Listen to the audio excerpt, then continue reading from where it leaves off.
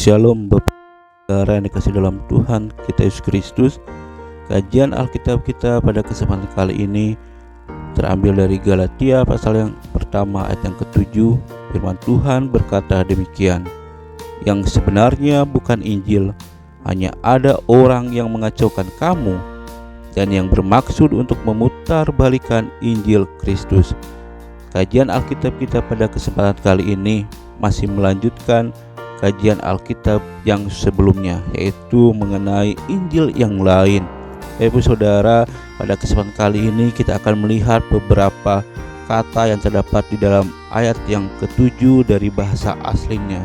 Yang pertama yang akan kita lihat adalah kata menyesatkan atau mengacaukan.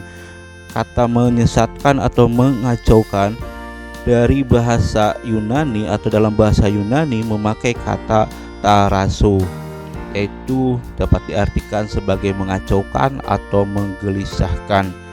Beberapa terjemahan Alkitab menggambarkan bahwa kata menyesatkan merupakan keadaan yang sedang terjadi di jemaat Galatia, di mana mereka sedang menghadapi masalah atau sesuatu yang menggelisahkan iman mereka. Masalah tersebut adalah tindakan penyesatan yang mengacaukan iman mereka. Pemahaman mereka tentang keselamatan sedang dikacaukan, sehingga membuat suatu kegelisahan yang menggoncangkan iman jemaat di Galatia. Iman dan pemahaman mereka akan keselamatan yang mereka terima dari Rasul Paulus mengenai Injil Kristus sedang diputarbalikkan. Inilah yang menjadi inti permasalahan yang menggelisahkan dan menyesatkan jemaat di Galatia.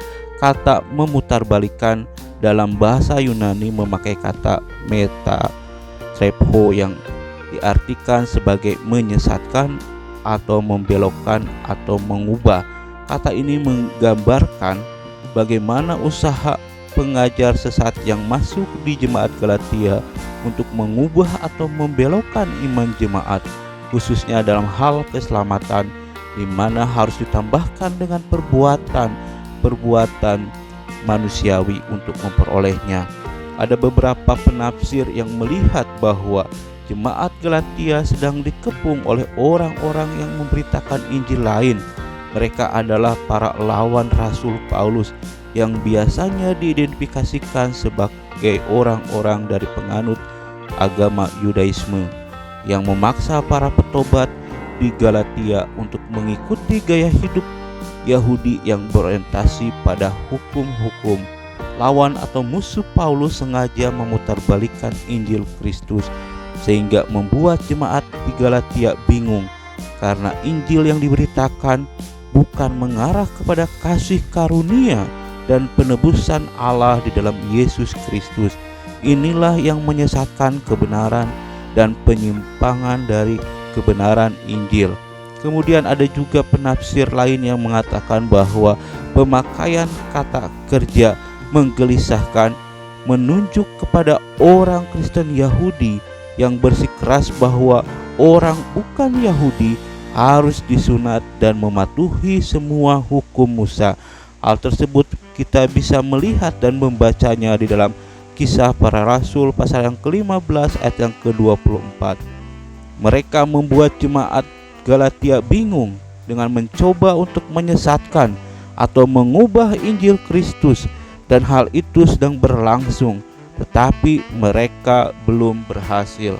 Tapi saudara yang dikasihi dalam Tuhan kita Yesus Kristus, penafsir lain mengatakan bahwa memutarbalikkan Injil Kristus yaitu dengan menyampaikan bahwa perlunya atau pentingnya sunat bagi laki-laki yang sudah bertobat di jemaat Galatia, karena sunat adalah syarat yang sangat diperlukan untuk pembenaran di hadapan Tuhan. Namun dalam teks tidak terlihat identitas pembuat masalah di dalam Galatia, karena Rasul Paulus hanya merujuk kepada orang ketiga dan kepada jemaat Galatia sebagai orang kedua. Jadi desakan dari orang ketiga adalah melakukan sunat seperti di dalam Galatia pasal yang ke-5 atau yang ke-6. pasal yang ke-6 ayat yang ke-15 adalah merupakan kemunduran dari pembenaran oleh kasih karunia menjadi pembenaran oleh perbuatan, dan kemunduran dari kebebasan roh menjadi perbudakan agama. Hal inilah yang merusak Injil yang otentik karena mengganti dasar yang salah yang telah ditetapkan oleh Tuhan. Jadi para pengikut Yudaisme telah memutarbalikkan Injil dan telah mengarahkannya kepada Taurat. Bagi mereka, hukum Taurat dan Injil berjalan bersamaan, seperti yang bisa kita baca di dalam Kisah Para Rasul pasal 15 ayat yang pertama. Tetapi Rasul Paulus di sini dengan tegas mengatakan bahwa Injil Kristus itu merupakan kasih karunia Allah, tidak bisa dicampur dengan hukum Taurat, seperti yang bisa kita baca di dalam Galatia pasal yang kedua ayat yang ke-21. Bapak saudara yang dikasih dalam Tuhan kita Yesus Kristus, penafsir lain juga ada yang menjelaskan bahwa banyak orang Yahudi yang telah menerima Kristus, tetapi mereka percaya bahwa janji-janji dan segala anugerahnya hanya untuk kaum Yahudi saja, dan tidak ada seorang kafir pun yang dapat dibenarkan dan menerima hak istimewa itu. Oleh sebab itu mereka percaya bahwa kekristenan adalah anugerah Allah dan hanya orang Yahudi saja yang patut menikmatinya.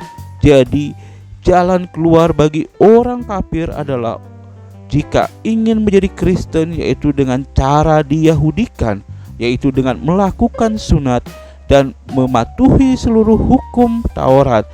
Kemudian ada juga penafsir lain yang melihat bahwa orang Kristen Yahudi mengajarkan keselamatan diperoleh dengan cara mendapatkan belas kasihan Allah, termasuk melakukan sunat dan mempersembahkan seluruh hidupnya, melakukan segala tata tertib dan aturan-aturan hukum.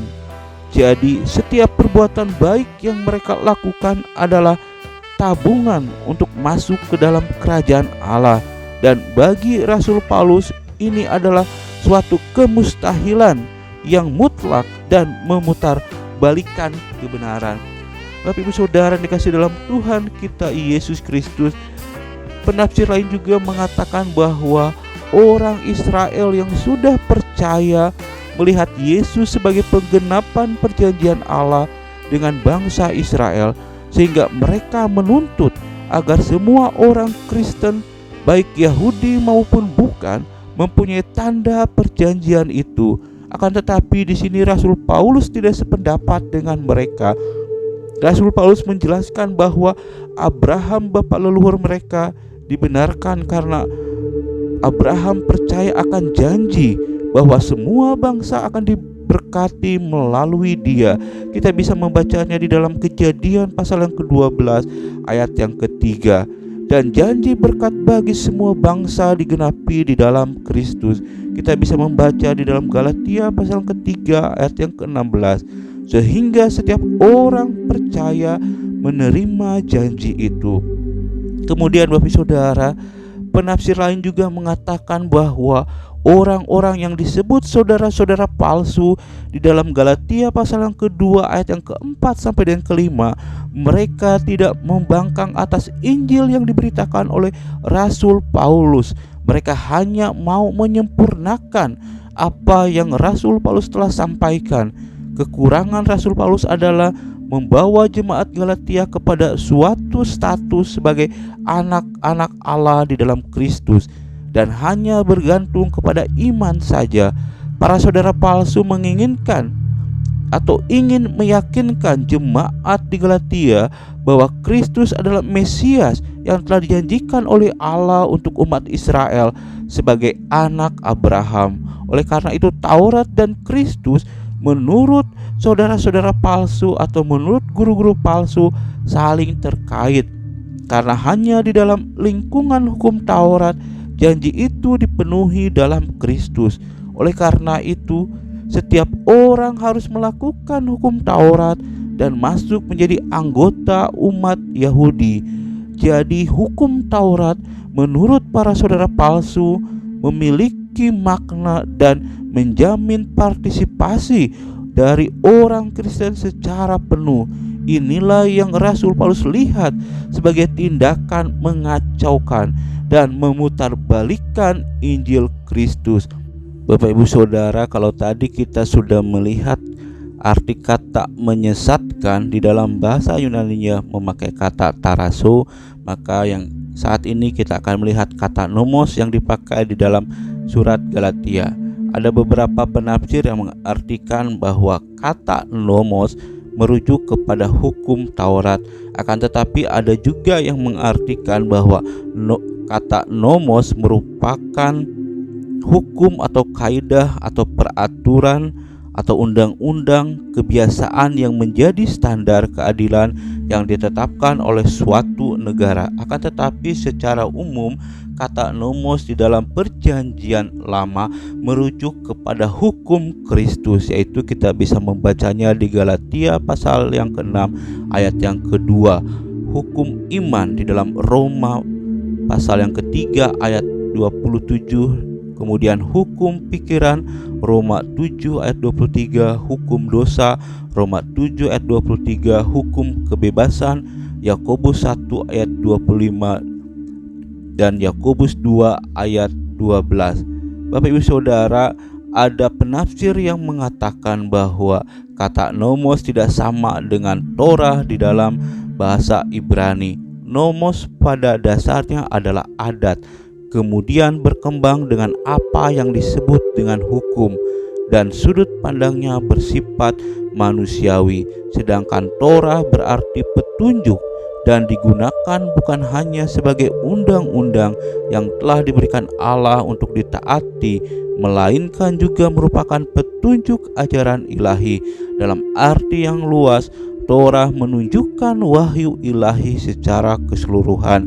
Kemudian ada juga penafsir lain yang mengatakan dalam konteks Galatia yang disebut sebagai Taurat bagi orang Yahudi bukanlah hanya kitab Pentatuk atau perjanjian lama saja, melainkan juga hukum-hukum Yahudi yang disebut sebagai halakha.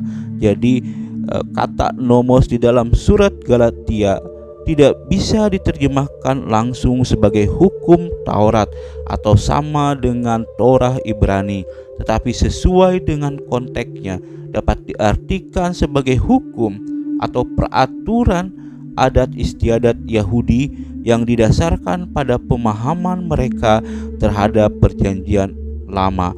Namun dalam surat Galatia ada kelompok tertentu yang mengajarkan nomos sebagai aturan adat istiadat yang ditambahkan dan harus dilakukan oleh jemaat di Galatia untuk menerima keselamatan yang sempurna dari Allah. Inilah yang disebut oleh Rasul Paulus sebagai Injil yang lain. Jadi Bapak Ibu Saudara, kita sampai kepada kesimpulan mengenai Injil yang lain yang terdapat di dalam Galatia pasal yang pertama ayat yang ke-6 sampai yang ke-7 adalah bukan sama dengan Injil yang disampaikan oleh Rasul Paulus, karena Rasul Paulus menjelaskan bahwa Injil adalah kasih karunia Kristus Allah yang sendiri yang berinisiatif memanggil orang-orang untuk percaya kepada Kristus. Inti daripada Injil adalah berita tentang Kristus yang adalah Allah sendiri telah datang ke dunia, mati untuk mengorbankan dirinya sebagai tebusan atas dosa manusia, sehingga setiap orang yang telah dipanggil dan percaya kepadanya memperoleh keselamatan yang sempurna. Rasul Paulus melihat bahwa keselamatan melalui kasih karunia inilah yang sedang ditinggalkan oleh orang-orang Kristen Galatia, dan mereka sedang menerima ajaran yang berbeda dari yang Rasul Paulus ajarkan, atau di sini Rasul Paulus mengatakan sebagai Injil yang lain. Bapak Ibu Saudara yang dikasihi dalam Tuhan kita Yesus Kristus, Injil yang lain adalah ajaran yang bukan atau sangat berbeda dengan Injil Kristus.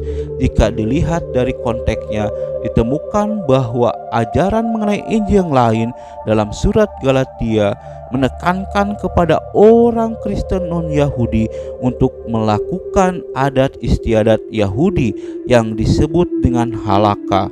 Rasul Paulus dalam surat Galatia menyebutnya sebagai nomos atau hukum yang menjadi suatu kewajiban yang harus dilakukan bagi orang Yahudi.